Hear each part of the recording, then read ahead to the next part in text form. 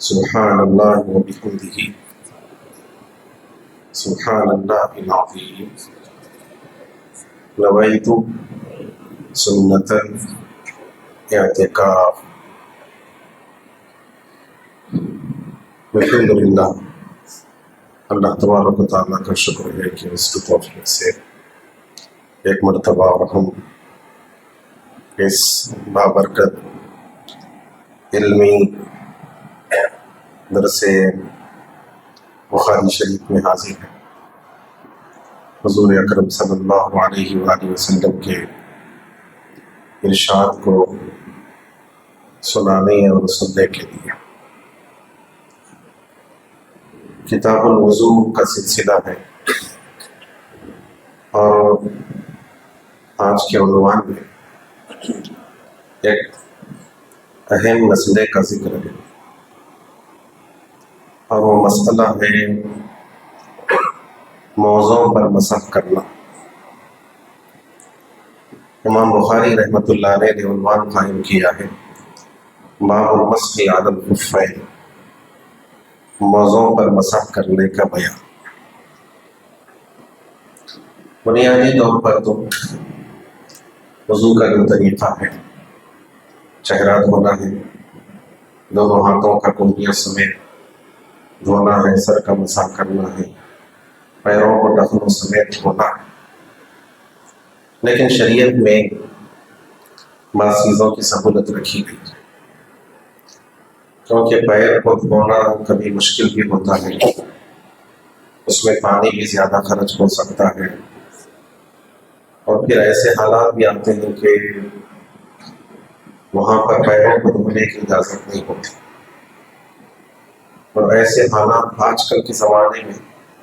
خاص طور پہ آفیسز میں بڑے محسوس ہو رہے ہیں کہ آپ آفس میں آپ ٹھیک ہے، واش بیسن ہے، چہرہ دھو لیے، ہاتھ دھو لیے، مسح کر، پیر دھونے کی سہولت نہیں رہتی۔ تو دیکھیے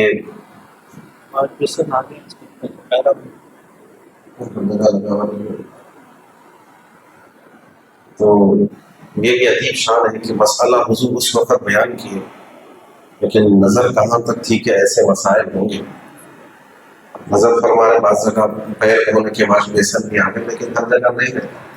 ایئرپورٹ پہ چلے گئے آپ، اگر آپ پیر اٹھا کے دھونے جائیں گے، وہاں سے پکارتا ہوں کیا کر رہے ہیں آپ، ایسے حالات آتے ہیں۔ تو اس صورت میں شریعت کی نظر دیکھیے کہاں تک، کیونکہ یہ شریعت صرف صحابہ کے لیے نہیں تھی، تابعین یا تبع تابعین کے لیے نہیں تھی، قیامت تک کے لیے، اور کیسے کیسے حالات آنے والے ہیں نہیں پتہ۔ تو شریعت میں اس بات کی اجازت ہے کہ اگر آپ پاکی کی حالت میں، چاہے پورا وضو کر کے یا کم از کم پیروں کو دھو کے ہی صحیح، اگر موزے پہن لیا، موزہ کس کو بولتے ہیں انشاءاللہ آؤ گے، موزے پہن لیا، تو پھر جب آپ کا وضو ٹوٹے گا، پہننے کے جب سے نہیں، پہننے کے بعد جب آپ کا وضو ٹوٹے گا تو وہاں سے لے کر مقیم کے لیے جو اپنے علاقے میں ہے، ایک دن ایک رات تک موزہ نکالنے کی ضرورت نہیں۔ باقی چہرہ دھو لینا، ہاتھ دھو لینا، سر کا مسح کرنا، موضوع پہ مسح کر لیے تو کافی۔ مقیم کے لیے ایک دن ایک رات، مسافر کے لیے 3 دن 3 رات۔ اب پلین میں رہتے اس وقت پیر دھونے کی سہولت نہیں رہتی، بہت سارے حالات ہوتے، تو مسافر کو 3 دن 3 رات تک سہولت ہے کہ اگر پاکی پہ موزے پہن لیے تو جب وضو ٹوٹے گا وہاں سے ٹائم شروع ہوگا، پہننے کی جب سے، اور صبح میں بندہ پہنا وضو ٹوٹا ہی نہیں، اس کا بھی ٹائم شروع نہیں ہوتا۔ جب وضو ٹوٹ گیا وہاں سے حساب شروع ہوگا۔ مقیم کے لیے 1 دن 1 رات اور مسافر کے لیے 3 دن 3 رات تک یہ سہولت ہے شریعت میں، اور اس پہ سارے اہل سنت کا، امت کی اکثریت کا اتفاق ہے، سوائے کہا گیا کہ رافضیوں کے۔ یہاں شرح میں لکھا ہوا ہے، فرماتے ہیں حاشیے میں، اس عنوان کے تحت حاشیہ نمبر 10 میں ہے کہ قال ابن الحمام فی فتح القدیر والاخبار فیہ مستفیضۃ، اس بارے میں حدیثیں بہت ہیں۔ قال ابو حنیفہ ما كنت بالمسجد حتى جاءني فيه مثل ضوء النهار، فرماتے ہیں کہ امام ابو حنیفہ نے یہاں تک کہا کہ میں نے خفین پر موضوع پر مسح کرنے کی بات اسی وقت کہی ہے جب میرے پاس دلائل دن کی روشنی کی طرح واضح ہو گئے، میں کوئی شک نہیں ہے اس میں۔ اور فرماتے ہیں کہ انہی سے روایت یہ بھی ہے کہ مجھے کفر کا خوف ہے اس شخص کے بارے میں جو خفین پر مسح کا انکار کرتا ہے، جو بولتا ہے کہ نہیں ہے شریعت میں، وہ اتنی حدیثیں ہیں تو ڈر ہے کہ کہیں کفر کی طرف یہ چیز اس کو نہ لے جائے۔ اور حضرت ابو یوسف فرمائے کہ موضوع پر مسح کرنا یہ جائز ہے اور بہت ساری حدیثوں سے ثابت ہے۔ اور حضرت حسن بصری رضی اللہ عنہ فرمائے ادرکت 70 من الصحابہ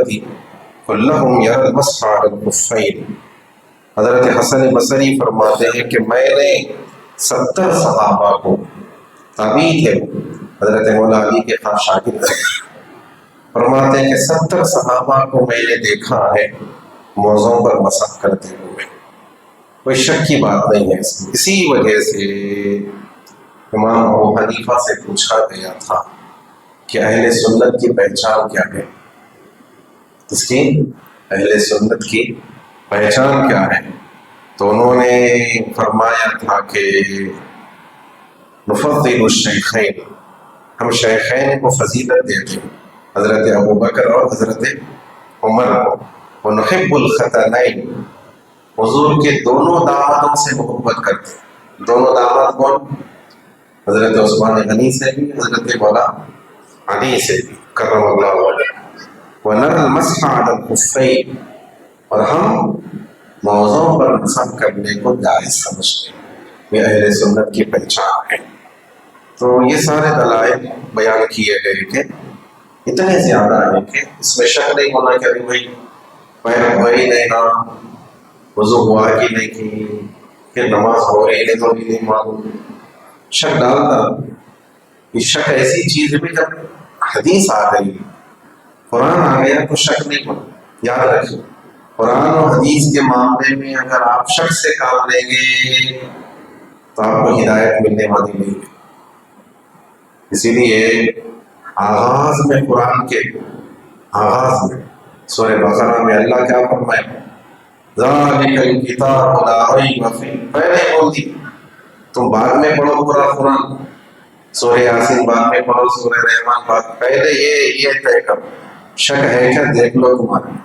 یہ وہ کتاب ہے جس میں شک نہیں۔ شک دور کر کے آؤ ادھر، شک رکھتے ہوئے شک دور کر لیں گے اپنا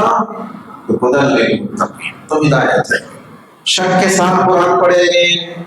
میرے کو سمجھ میں یہ آیت نہیں آئی، یہ کیا مطلب ہے، تو قرآن کے ایسے لوگوں کے لیے ہدایت نہیں، انہی کے لیے ہدایت ہے جن کے دل میں شک نہیں ہے۔ اسی لیے پہلے اللہ شک کو دور کر دے، کیا کر دیے؟ شک نہیں ہونا، سمجھ میں آؤ یہ نہ ہو، جب اللہ کا کلام ہے تو حق ہے، سمجھ میں نہیں لیا ہے تو ماننا ہے۔ اسی لیے سورہ بقرہ کا آغاز کس سے کیے؟ الف لام میم، سمجھ میں نہیں آتا کس کو، اس کا معنی کوئی بھی نہیں بیان کرے، سب یہی بولے کہ اللہ بہتر جانتا ہے، یعنی یہ بتا دیے کہ سمجھ میں آیا تو مانوں گا، نہیں تو نہیں۔ اپنی سمجھ کو قربان کر کے، اپنی عقل کو قربان کر کے پھر پڑھنا قرآن کہ اللہ جو بولا وہی صحیح، ساری دنیا غلط ہو سکتی ہے، اللہ رسول غلط نہیں ہو سکتے، یہ یقین سے پڑھیں گے، ہاں اللہ کو تمہارے دل کو کھولے گا، اللہ کو تمہارے اندر سمجھ ڈالے گا، اللہ تمہارے سینے کو کھولے گا۔ ایسا نہیں کہ سمجھ میں نہیں آئے، فی الوقت تمہاری سمجھ میں نہیں آ سکتا، بعض چیزیں ہوگی جس کا علم تم کو نہیں دیا گیا ہو۔ تو یہ چیز ہے کہ شک کو دور کرنا، تو اس کے لیے اتنے دلائل کے ساتھ موضوع پر مسح کرنے کے بارے میں یہاں پر روایت ہے۔ مختصر اس کا خلاصہ میں عرض کرتا ہوں، فقہ کی کتابوں میں تفصیل ہے اس کی، اب نصاب اہل خدمات شریعہ ہو یا عربی کتابیں ہوں، تفصیل کے ساتھ کہ کب موضوع پہ مسح کر سکتے ہیں، کب نہیں کر سکتے ہیں، مسح کا طریقہ کیا ہے، یہ سب چیزیں، کیونکہ یہ چیز بہت استعمال ہو رہی ہے۔ مزدور کیا کر رہی ہیں، جو سانس پھیل رہے ہیں جوتوں کے ساتھ اس پہ مسا کر دے رہے ہیں. انڈیا میں نہیں ہو رہا، باہر کے بہت سارے لوگوں سے بات ہوتی تو ارے چلتا بھی کیونکہ آفسوں میں آپ کو پیر دھونے کی سہولت نہیں ہے، اب دھونا کرنا سب مشکل ہے، یہ بڑے مسائل سے گزر رہی چیزیں. اب معلومات ہوتی نہیں ہے، خالی سنی ہے کہ موضوع پہ مساق کر سکتے، وہ موضوع کون سے ہیں وہ نہیں معلوم. یہ سانس پھیلنے کے مساق کر لے رہی، چلتا ہو رہی، یا جوتے کے اوپر سے مساق کر لے رہی، چل جاتا ہو رہی. بھائی مساق تو ہے، صحیح بات ہے، اتنے دلائل ہیں، لیکن وہی موضوع ہونا نا جو چیز ہونا چاہیے نہیں. چند چیزیں شرط ہے اس کے اندر، اگر ویسا موضوع ہے تو پھر مساق کر سکتے ہیں ورنہ نہیں. یہ بات یاد رکھیے. ایک بات یہ ہے کہ بہتر یہ ہے کہ چمڑے کا، لیکن چمڑے کا ہونا بھی شرط نہیں ہے. اگر اتنا موٹا ہے وہ کپڑے کا ہی کیوں نہ ہونے دیجیے، اتنا موٹا یا چمڑے کا ہونا تو ٹھیک ہے، یا کپڑے کا بھی ہونا تو اتنا موٹا ہونا کہ اوپر پانی ٹپکا ہے تو اندر پانی جذب نہیں ہونا، اوپر پانی ڈالے تو اندر پانی نہیں جانا، یہ شرط ہے موضوع کے لیے. سمجھ میں آ گیا. اور پھر ایسا نہیں ہونا کہ لوہے کا پہن لے رہے مثال کے طور پہ، کانچ کا تب بھی آسانی سے چل سکنا، اس کے اندر پہن کے آسانی سے چل سکنا، ایسا موزہ ہے. دوسرا آپ کی جو پنڈلی ہے نا اس کو چپکا ہوا ہے، ایسا نہیں اوپر پورا ڈھیلا ہے بالکل، اس میں سے کوئی بھی چیز چلے جا سکتی، ایسا لگا ہوا ہے، چپکا ہوا ہے. یہ تین اہم شرائط ہیں موزے کے لیے. پانی جانا نہیں، آسانی سے چل سکنا، اتر نہیں جانا کہ اتنا ڈھیلا ہے کہ چلے تو اتر جا رہا، یا ایسا نہیں. یہ اگر شرط ہے اگر چمڑے کا ہونے دو یا نہیں ہونے دو، اس صورت میں پھر اس پہ مساق کر سکتے ہیں، اجازت ہے. اب یہ سانس کیونکہ آپ پانی ڈالو اندر چلے جاتا کچا ہو، تو اس کی اجازت اس پہ نہیں مل سکتی. آج کل مل رہے ہیں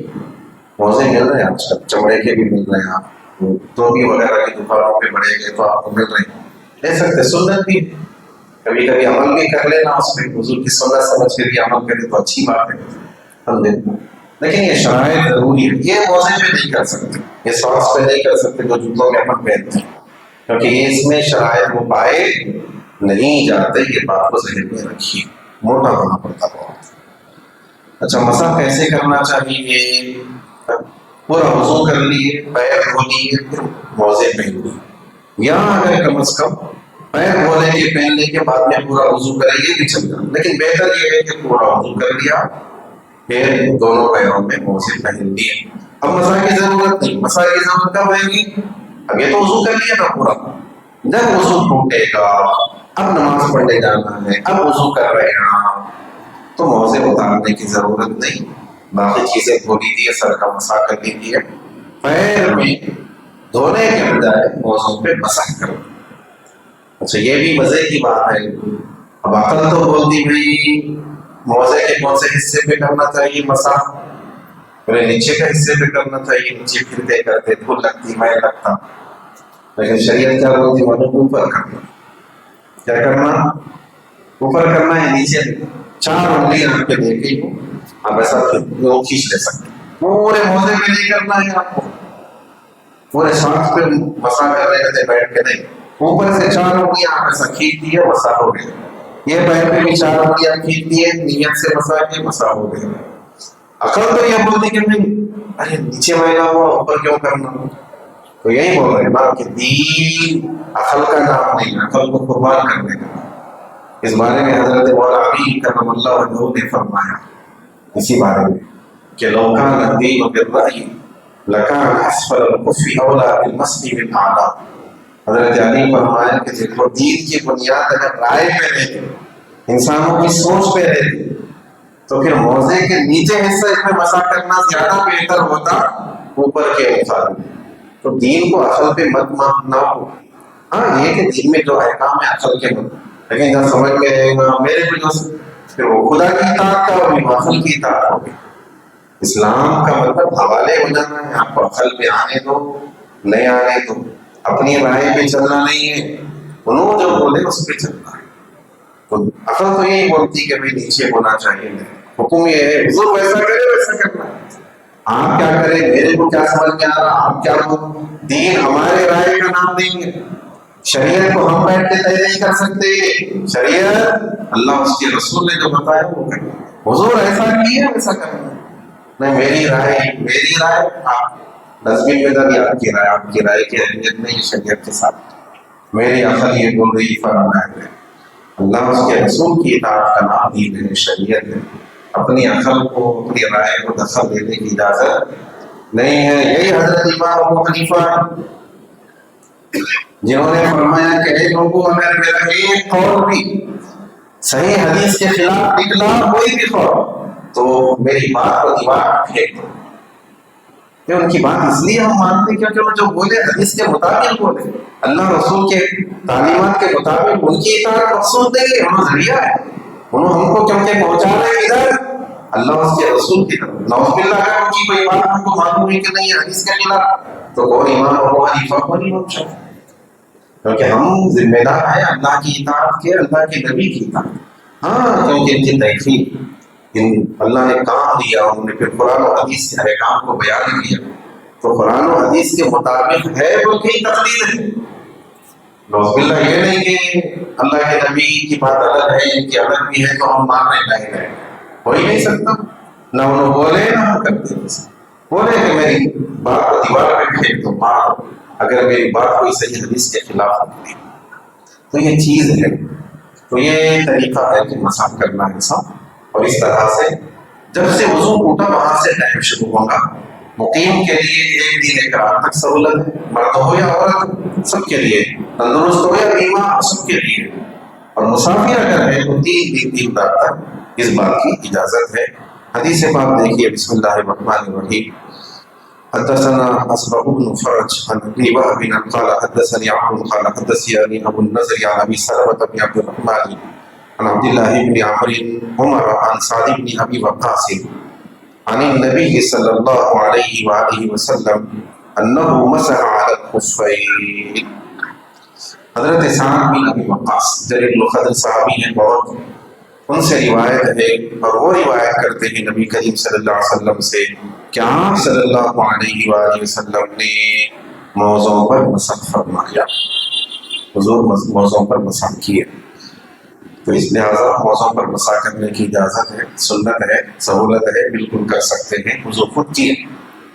شک نہیں کرنا کہ بھئی ہوتا کہ ایسا کیسا ہو رہا ہے، تیمم میں بھی ویسی شک،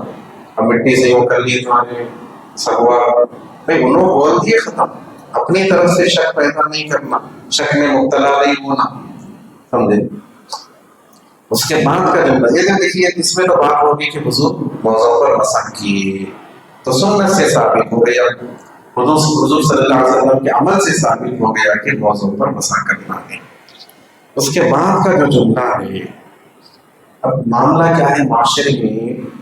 اب عام آدمی یہ چیزوں کو سمجھتا نہیں، بعض لوگ کیا کرتے حدیث کا نام لے کے ائمہ کو بدنام کرتے، یا خدا رسول کی اطاعت کا نام لے کے یہ امام کیوں، تقلید کیوں، یہ جو بحثیں آتی ہیں، اور صحیح بات ہے، مسلمان یقیناً اس کے لیے اللہ رسول سب سے بڑھ کے ہے، لیکن ایسا نہیں ہے، اللہ کی اطاعت یا رسول کی اطاعت کا مطلب یہ نہیں ہے کہ کسی امام کو نہیں ماننا، یا کسی کو امام کو فالو کرنے سے یہ نہیں ہوتا کہ نعوذ باللہ رسول کو چھوڑ دیے، ظاہر ایسا ہی کیا جا رہا، بلکہ اتنے نقشہ ڈال کے رکھے ہوئے چارٹ میں، یہ حضور کا رستہ ہے انہیں، یہ اماموں کا رستہ ہے، اور کس کے رستے پہ چل، ارے بھائی نعوذ باللہ کتنے دھوکے کی بات ہے، ارے بھائی یہ رستہ ادھر ہی جا رہا، آپ الگ کر دیتے، آپ لوگوں کو جو ہے بیوقوف بنا رہے ہیں، جملہ کیونکہ اللہ رسول کا نام ہو گیا تو لازم آتے کوئی بھی مسلمان پریشان ہو جاتا، کتاب و سنت کی بات آئی تو کون جو ہے مطلب اہمیت لے گئی، تو بڑے الفاظ استعمال کر کے، حدیث کا لفظ استعمال کر کے، کتاب و سنت کا نام لے کے نعوذ باللہ ایسی باتیں کرتے کہ حنفیہ پورے گمراہ ہیں، اور یہ لوگ امام کو اہمیت دیتے ہیں، امام کو فالو کرتے ہیں، رسول کی بات کو اہمیت، ارے کتنی غلط بات ہے، نہیں بھائی ان کو اہمیت اس لیے دے رہے ہم کیونکہ ہم رسول کی طرف یہ لوگ دیکھ جاتے ہیں، ورنہ کیا ضرورت ہے، نہیں، اور ضرورت اس لیے بھی ہے کیونکہ حدیث میں اتنی تفصیلات ہے کہ ہم نہیں سمجھ سکتے، ایک ایک حدیث میں 4 مطلب نکلتے، اب کون سا مطلب ہے کیسا معلوم ہوگا؟ اللہ نے ان سے کام دیا، انہوں نے تحقیق کر کے بتایا کہ یہ مطلب بہتر ہے، اس وجہ سے ہم ان کی بات کو تسلیم کر رہے ہیں۔ نوز باللہ یہ مطلب نہیں کہ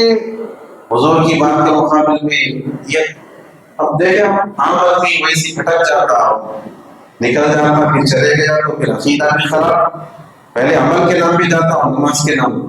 پھر جا کے عقیدہ بھی خراب، اور کیا کیا کیا کیا، اللہ محفوظ رکھے سب۔ بخاری شریف میرے سامنے ہے، آپ دیکھیے الفاظ کیا ہیں، فرماتے ہیں کہ ان عبداللہ ابن عمر، حضرت عبداللہ بن عمر حضرت عمر کے بیٹے ہیں، خود صحابی رسول ہیں، صحابی رسول کے بیٹے ہیں۔ عبداللہ بن عمر نے سأل عمر، حضرت عمر سے پوچھا، اپنے والد سے پوچھا، عن ذالک، اس بارے میں۔ حضرت سعد بن ابی وقاص بولے نا کہ حضور کیا کیے، موضوع پہ مسح کیے، ان کے کون بیان کیے تھے؟ حضرت سعد بیان کیے۔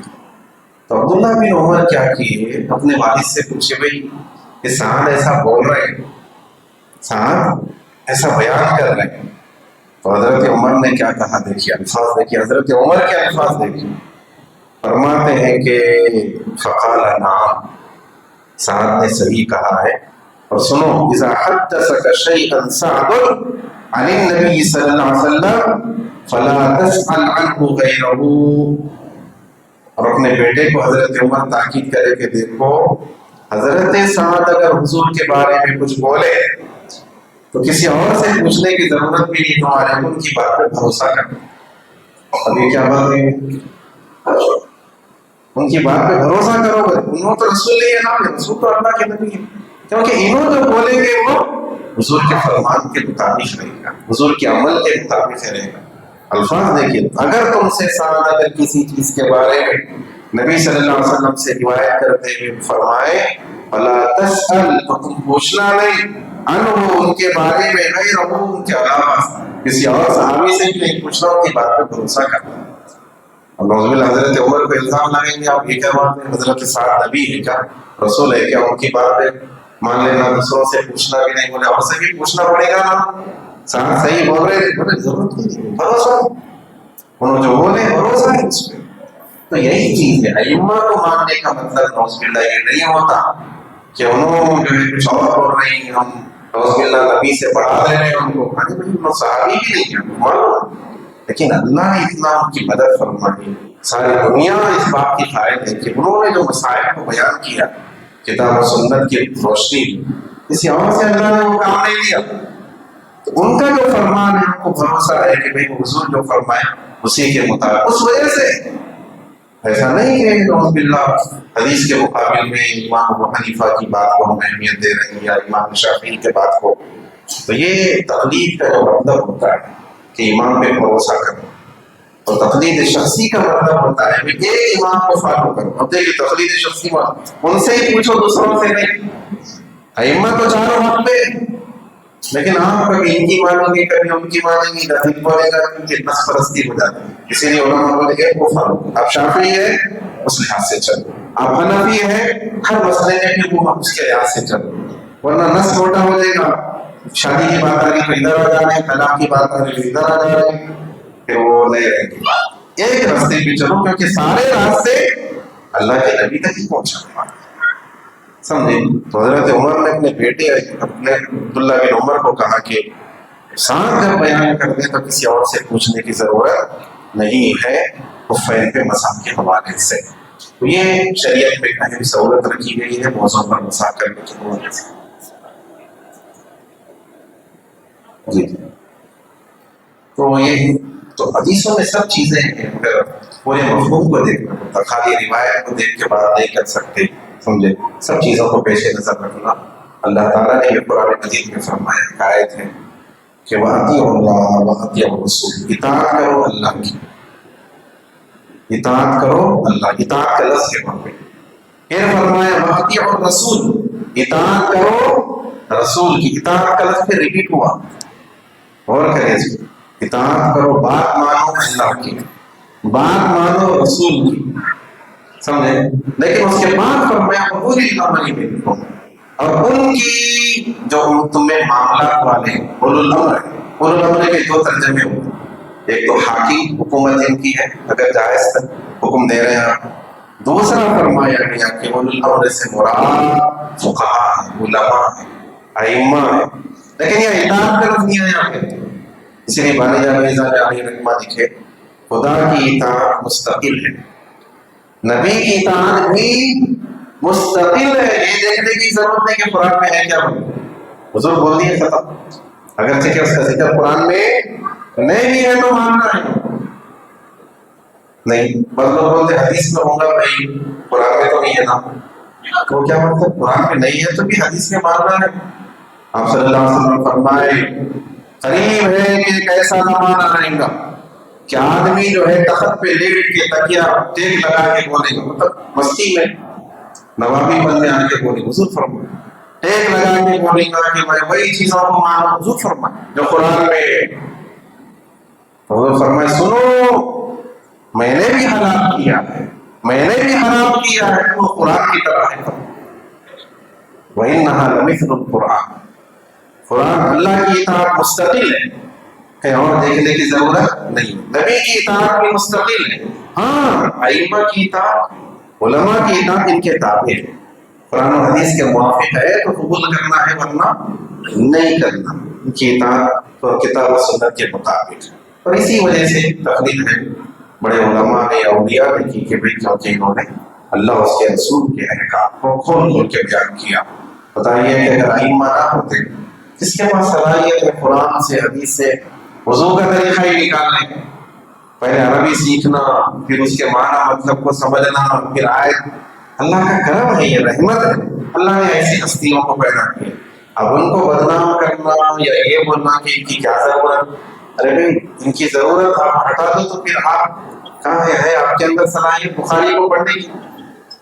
اچھا یہ مزے کی بات یہ بھی ہے جو ایسی باتیں کرتی جب ان سے پوچھا جائے عام آدمی بھی بات کرتے آپ کو کون بولے یا ہمارے امام صاحب بولتے تھے کیا امام ابو حنیفہ کو نہیں مان رہے آپ مسجد کے امام کو مان رہے آپ، یہ کیا بات ہو گئی؟ تو خیر میرے آپ بولنے کا مقصد یہ ہے اس طرح کی